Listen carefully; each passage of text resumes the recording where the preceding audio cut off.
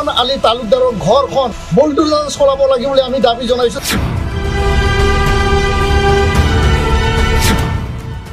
আলাপ আলোচনা কৰিব যোৱা নিৰস্ত এই হিৰণময় খাটাৰী আৰু আন 4-5 গৰাকী এই ব্যক্তিসকলক মানে বৰ্বৰভাৱে তেওঁলোকে হাতত দাগ উঠাৰ জং লৈ পেলাই আক্ৰমণ চলাইছিল, কাটিছিল আৰু এতিয়াও দুইজনৰ মূৰত মানে আঘাত আছে আৰু হিৰণময় খাটাৰীক বেগাৰেৰে তেওঁ হানি খুচি কৰিছিল।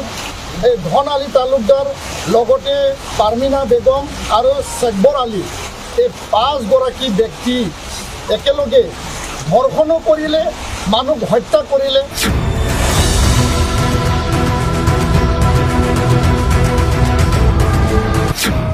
3 মে তাৰিখে দুধনৈত বৈশাগু বিহু চলি আছিল আৰু এই বিহুত আমাৰ দুগৰাকী কণমানি ছোৱালী তেওঁলোকে বিহু চাবলৈ গৈছিল আৰু বিহু চাই পেলাই ঘূৰি অহাৰ সময়ত ধন আলী তালুকদাৰ লগতে বাহাৰ আলী আৰু ৰহমান আলী 3 গৰাকী ব্যক্তিয়ে অমানৱীয়ভাৱে তেওঁলোকে এই 2 গৰাকী কণমানি তেওঁলোকক ৰেপ কৰিছিল, ধৰ্ষণ কৰিছিল।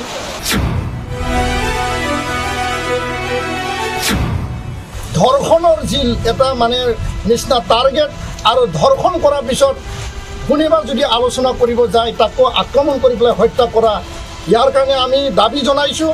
আমি অমানৱীয় নহয়, আমি হিংসা নিবিচাৰোঁ, কিন্তু মূল কথাটো হ'ল যে ধন আলী তালুকদাৰৰ ঘৰখন বুলডোজাৰ চলাব লাগে বুলি আমি দাবী জনাইছোঁ।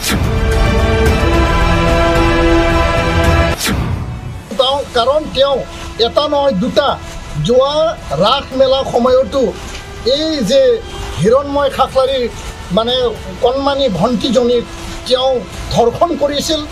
আমাৰ এই তথ্য এতিয়া পোহৰলৈ আহিছে। ইয়াৰ পিছত 2 গৰাকী কণমানিক এই বৈশাগু বিহুত ধৰ্ষণ কৰিলে।